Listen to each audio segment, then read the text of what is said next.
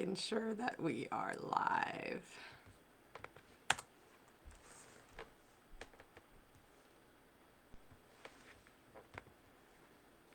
It shows live, so we're going to do it. I want to start with a confession. There was a season of my life where if one more person had told me to just be grateful, it could be worse. I might have needed Jesus, a little bit of duct tape, and possibly a witness protection program after I was done. Because when you're sitting in a hospital room running on stale crackers you found in the bottom of a backpack, flat Coke you didn't even want, and the emotional support of a sweatshirt you've worn for 3 days too long, gratitude does not feel cute. It does not feel like a journal prompt, and it certainly does not feel like a mug that says, "I'm blessed." It feels absolutely impossible. And I remember being in one of those seasons where life wasn't just one hard thing. In fact, that tends to be my entire life. There's never just one hard thing. It was a hard thing stacked on top of hard things, stacked on top of hard things.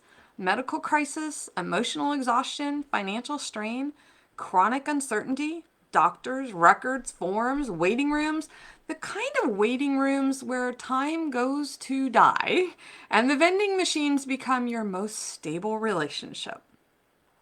And I was tired. Not I need a nap tired, but I was soul tired. Have you ever felt like that? The kind of tired where your body is moving, your mouth is answering the questions, your brain is making decisions, but your heart is whispering, "I cannot keep doing this." And has there been anyone listening to this that just says, "I need life to either just stop throwing me the curveballs or just let me sleep for 4 days straight"? And somewhere in the middle of that chaos, for me, God began to deal with me about gratitude. Not the shallow version that we always talk about. Not the smile and pretend everything is fine version. I'm blessed. Not the version that ignores grief or trauma or pain or injustice. He began teaching me gratitude as an evidence gathering, fact finding, if you will. And for me, that changed everything. Because gratitude stopped being pressure to perform happiness, and it really became a way to notice God while my life was still complicated. And that is what I want to talk to you about today. Gratitude is not pretending everything is okay. Gratitude is the practice of finding evidence of God's presence, His provision, and His purpose while life is still complicated. For me, gratitude became a stabilizing practice. Not fluffy, not performative. It helped me move from survival mode into stewardship, leadership, and for me, kingdom impact.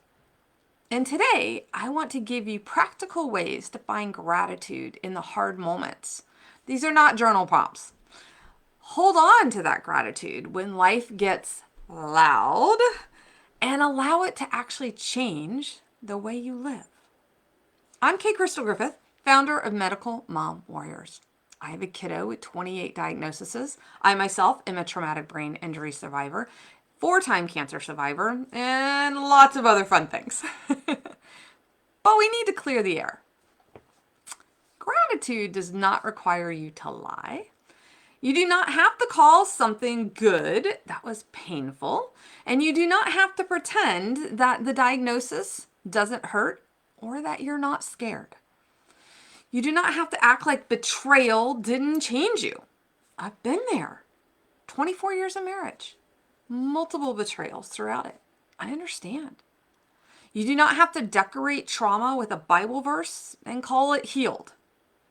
There really is a tension between gratitude with the promise of being healed, as the Bible tells us, and the brokenness of the world and really the brokenness of your body. Gratitude is not denial. Gratitude is discernment.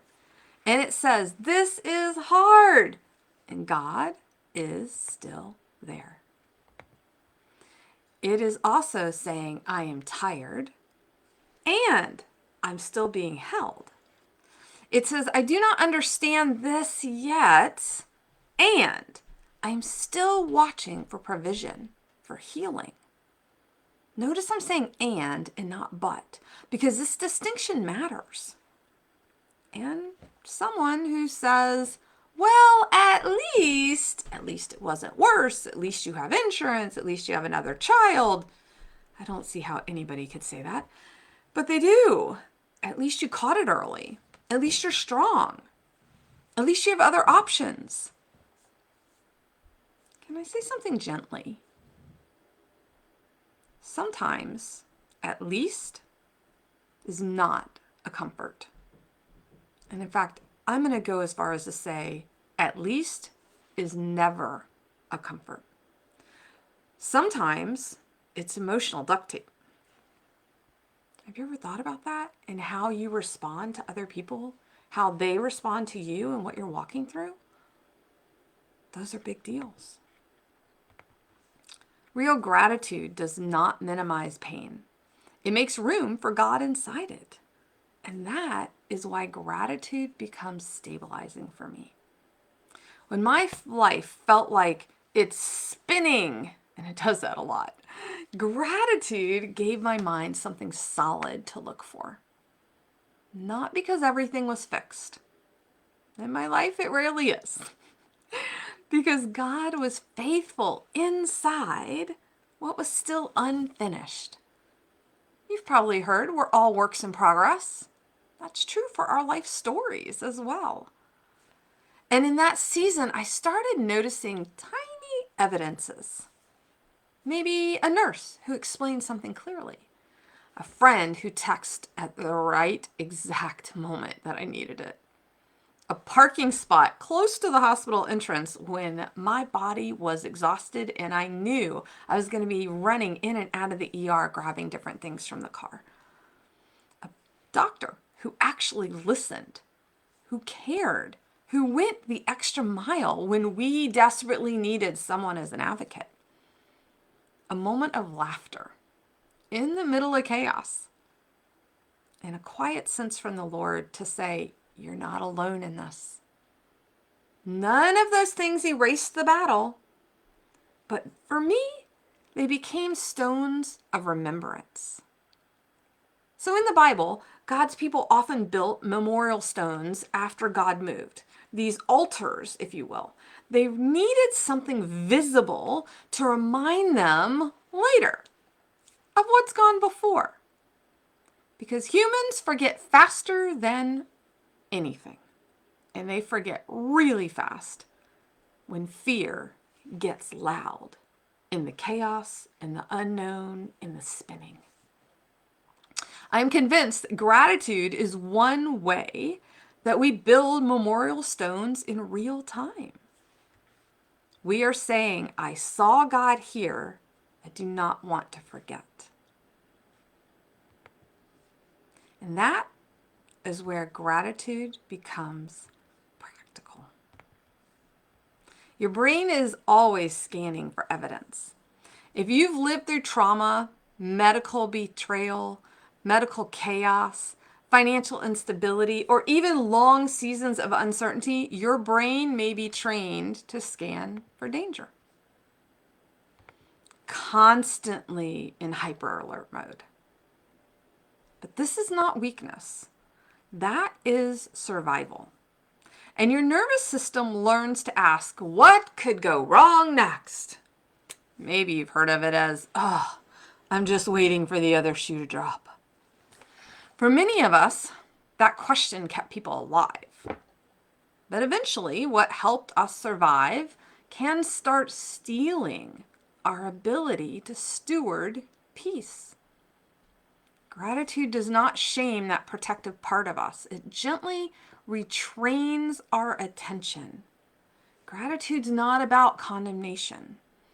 Instead of us asking what could go wrong, it allows us to begin to ask, where is God showing up? And that one question sounds so small, but it can really change the whole atmosphere of your inner life. because what you repeatedly look for becomes easier to find. So when I began looking for evidence of God's presence, his provision, his purpose, I started noticing things I had been really too exhausted to recognize. I had been in survival mode for so long, I couldn't look past the boundaries and the barriers of what I was in the middle of. And when I began to realize there was more to life than just these boundaries and barriers, I noticed that I was not actually alone. I noticed that God was sending people, tools, resources, and moments of grace. And I noticed that some of the things that I thought were interruptions were actually invitations. And that is a big part of my story. I've lived through a lot of interruptions. Medical interruptions, family interruptions, business interruptions, moving interruptions, so many moving interruptions. Financial interruptions, body interruptions, traumatic brain injury, so many body interruptions. Cancer, lots of body interruptions. What kind of interruptions would make you look toward heaven and say, Lord, I love you, but I would like to unsubscribe from this particular growth opportunity. I'm as strong as you can get. I don't need to be stronger, right? But gratitude helped me, again, ask a better question. What is God forming in me in this moment?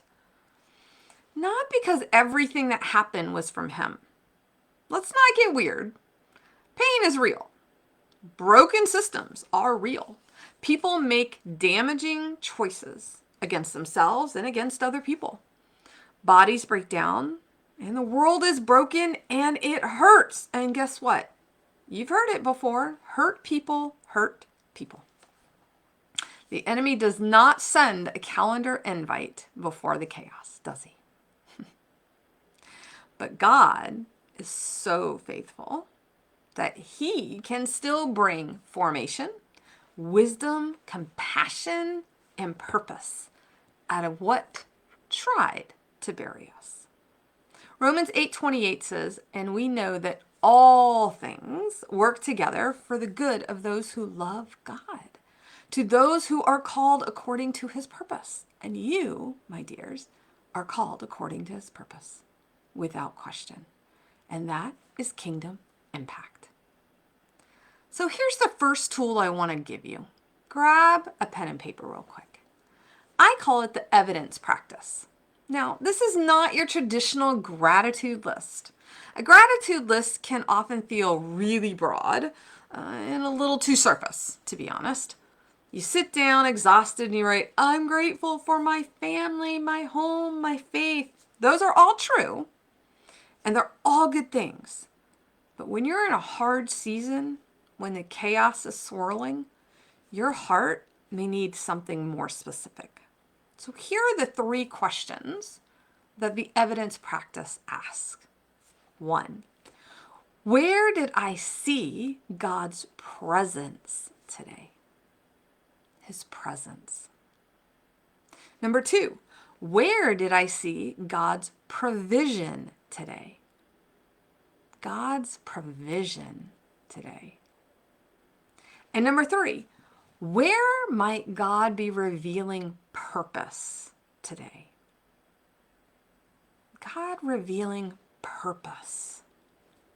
Now, that's it. Those are the 3 questions: presence, provision, and purpose. So let me give you a couple examples. So God's presence may look like peace that you cannot explain in the middle of major chaos. My kiddo just had her, God bless her, 28th diagnosis. It's kind of a biggie. On top of another biggie that we just got like 45 days ago. So how do I walk in the peace of knowing God's going to see us through? Because of supernatural peace that he's instilled in me. Does it make it easy? It doesn't mean I don't have questions. It doesn't mean he and I are not talking about a lot of things. But there's peace in it, surrounding it. Provision may look like the right person calling you back. When we went into a DHS office last week, we got the right supervisor at the right time who happened to be in the building, who was able to take authority over this massive issue that we were having in several different areas of benefits. And she was able to problem solve it. And purpose may look like realizing this one thing I just learned could help someone else later. Multiple of my kiddos' diagnoses have brought revelation and support and healing to other people when we've shared her stories and some of her diagnoses. This practice matters because it trains you to stop looking for only the big miracles. Now, I have had some of those. My kid literally is a living miracle. That's a story for another day. But those are not always the big miracles. Sometimes, for me, when my car broke down on I-10 one time and it was 2 miles to the closest exit, my little miracle was a family who stopped on the side of the road and picked me up and drove me to the next exit. They could be the small miracles, the angels in disguise, if you will. And sometimes the miracle is honestly that you did not fall apart in front of your child, the doctor, or in the hallway. Had so many of those. Sometimes the miracle is that you found the document you were looking for. Sometimes the miracle is that someone finally believed you. That was a big deal for my kiddo in several situations. And sometimes the miracle is that you laughed when you thought you had nothing left. Sometimes it's because that's all you have left. It's just how ridiculous the situation is, you just have to laugh about it because no one would believe and you could never make this stuff up. Tiny evidence is still evidence. And when you collect enough evidence, your faith has receipts. We're going to come back to those receipts in a minute. The second tool is called the gratitude anchor. This is for the moment when life is actively hard. Not later when you have your candle and your journal and your tea and your peaceful playlist. I mean, when the phone rings, the lab results are posted, the bill arrives, the kid's melting down, even as 20-year-old, right? They still melt down. We still melt down. The appointment gets canceled that you've been waiting on months. Or the thing that you were afraid of starts unfolding. And in that moment, you need gratitude that can fit inside one breath. That gratitude anchor has 3 parts. You name what is true, you name what is present, and you name your next faithful step. So, how do all 3 of those fit together? What is true, present, and your next faithful step? Perhaps it might look like, oh, this is hard, but God is with me, and my next step is to call the doctor. Or, I feel overwhelmed. I need help. I have help available. My next step is to ask the clear question of that help. Or, I do not like this news, this diagnosis, but God has carried me before, and my next step is to pause before reacting, before partnering with the bad thing or the bad diagnosis. It's just a pause. Now, this tool works because it does not require emotional perfection. It just kind of gives your brain a little guardrail, if you will. When life is spinning, gratitude becomes the handrail that says, hey, hold here, take the next step. It becomes the bowling gutters. Keep it within these lines. And I wish somebody had told me years ago I could install guardrails and handrails as I was walking in the chaos. Because there are so many times that I thought gratitude had to sound poetic. Nope. Sometimes gratitude sounds like, oh Lord, thank you, I found my keys before I lost my sanctification. And that counts. The third tool I want to offer you that I love because it's physical and it goes back to those receipts that we talked about. I call it the receipt box. Perhaps you may have called it the blessing jar before. Basically, you're going to get a small box, a jar, maybe even a big envelope. The bigger the better, because you're going to have lots of receipts to put in there. Or even a note on your phone, because you're a digital girl. Every time you see evidence of God's faithfulness, I want you to write it down. Not long, just one sentence. God provided gas money through a friend. The specialist had a cancellation. My child smiled today. I slept 4 uninterrupted hours. I had the courage to ask the hard question. I did not spiral after that phone call. Whatever those little receipts are, I want you to put those notes in the box, in the jar, in your phone. And here's why it matters. Because when fear gets loud and the chaos is spiraling, your memory gets foggy. Now, for me, I also have menopause brain, so it really gets extra foggy. You will forget what God has already carried you through. So many people in the Bible forgot what God carried them through. And you'll forget the doors he opened. You'll forget the strength that you had. And you'll forget the people he sent and the tools and the resources that were available that he put right before you. It's okay. You're not alone. We all tend to do this. But that receipt box, it gives you something to return to. On the hard days, you pull out the receipts and you read them and you remember and you tell your soul, we've been here before. God was faithful then. He is faithful now. And that is not just sweet.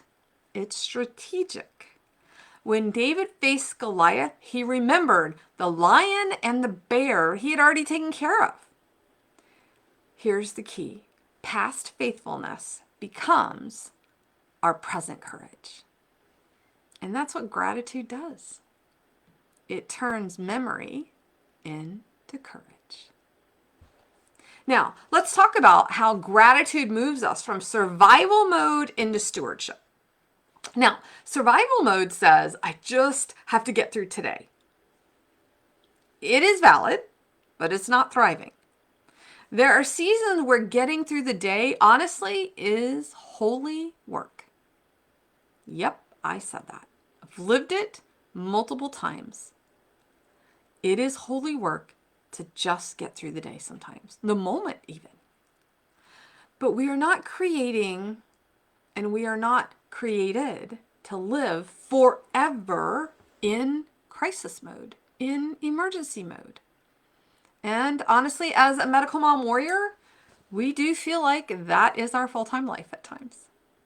At some point, God begins to invite us to steward what we've learned. And that was a big turning point for me. I began to realize that my story was not only about what I survived, or even what my kiddo is surviving. It was about how I could carry it differently. The medical chaos taught me advocacy. The heartbreak that I felt taught me discernment. The exhaustion taught me compassion and empathy. And the moments where I felt alone became really the reason that I now work so hard to make sure other women, other caregivers, other chronically ill do not have to feel alone. Gratitude helped me to stop seeing that my life is only a pile of hard things. And there are times when you're caregiving, it does feel like that. I began seeing it as training ground instead. Not because I want the hard, not because I would ever choose it again, but because God wastes nothing when we let him redeem it. And this is stewardship. Stewardship says, Lord, what do you want me to do with what you've placed in my hands? And your pain may have handed you wisdom. Your waiting may have handed you endurance. And your battle may have handed you authority. Your tears may have handed you compassion. And gratitude helps you notice what is now in your hands. So here's something we don't say often enough. A grateful woman is dangerous in the best way. Because she cannot easily be manipulated by fear. She still feels fear. She has hard days. She still cries in the car, maybe in the shower, but she's trained herself to look for God in the middle of it. And that kind of woman becomes steady. And steady women lead. They lead homes, businesses, communities, movements. They lead quietly from hospital chairs and loudly from stages. They lead when they apologize. They lead when they advocate, and they lead when they tell truth without turning someone else into a villain. They lead when they create solutions out of what once nearly broke them. And that is what gratitude did in me. And it certainly can do it in you. It helped me move from why is this happening to me toward, Lord, show me how to serve from what you've taught me. The question became part of the foundation for the work that I do today. And that's where Medical Mom Warriors was really born out of, real life. Not a theory, not a Q brand idea, but real medical chaos, personally as a patient, caregiving as a medical mom warrior, real exhaustion, real advocacy, real gaps in the systems, very broken systems, and real moms needing real tools and honestly, real hope. Gratitude helped me see that God was not only comforting me in my story, but he was commissioning me through it. The fourth tool I want to share with you is the gratitude transfer. And this is the gratitude that moves from something you feel into something someone else can receive. So once a week, I want you to ask yourself, who needs evidence of God's goodness from my life this week? And then share one specific thing, one of those receipts that you are collecting. Text it to a friend, encourage a woman in the community, share it with somebody in the coffee shop. Tell your child, I noticed this good thing today. Share the testimony, write the post, make the call, pray the prayer, and send the resource. Gratitude has never meant to stay locked inside of us. It's meant to become a testimony. And we overcome the hardships in our life by the word of our testimony. And that testimony strengthens other people who are still in the middle of the chaos. And guess what? It also strengthens you, because those are those memorial stones that you're building every time you share. And someone needs to hear, I am walking through something hard and God is still meeting me here. And that's powerful because it does not require a polished ending. Some of the most healing testimonies are not everything is perfect now. Sometimes the testimony is, I'm still here and God's not left. And for me, for you, that's called fierce hope. So let's make this really practical. For the next 7 days, I want you to try a practice called the 3 lines before you sleep. There have been a ton of tools in here for you today. Choose one that you want to use. Maybe it's this one. 3 lines before you sleep. So before your head hits the pillow, write 3 lines. Today was hard because why? I saw God's faithfulness when. And tomorrow, I will carry gratitude by. So today was hard because I saw God's faithfulness when, and today I will carry gratitude by. So here's an example. Today was hard because I felt stretched so thin, but I saw faithfulness when my friend checked in with me. And tomorrow I will carry gratitude by asking for help before I hit the wall. This practice is powerful because it honors the hard. It keeps that tension of gratitude and the promises of what can be with the reality of what you're walking through right now. And it trains your heart towards hope. Fierce hope. Real hope with systems and tools. And you're not pretending, you're practicing, and practice matters. You do not build gratitude by waiting until life feels peaceful. You build gratitude in the way you build muscle. Small repetitions, honest repetitions, consistent repetitions. And some days your gratitude may feel strong, and some days it might feel like a mustard seed. Bring the mustard seed, because Jesus already told us what he could do with that. Matthew 17:20 says, I say to you, if you have faith as a mustard seed, you will say to this mountain, move from here to there, and it will move. And nothing will be impossible for you. So as I close, when I look back now at the woman in that hospital chair we talked about, the one who was exhausted, trying to hold everything together, I want to hug her. I want to tell her, you're not weak because this is heavy. You're not failing because you're tired. And God is in here, even in this room. And I want to tell her one day when things are learning, the things that all that you're embodying, you're understanding, they are going to become tools in somebody else's hands. And that's what gratitude did for me. It helped me stop waiting for the life to be uncomplicated before I acknowledge God's goodness. It taught me to find him in the hallway, in the phone call, in the waiting, in the provision, and in the tiny mercy. In the strength I didn't know I had, in the strength that you have.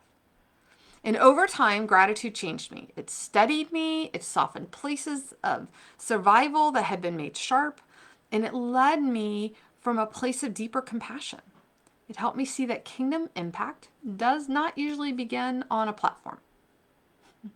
Sometimes it begins with a woman whispering, God, help me notice you today in this moment. And that's where gratitude starts.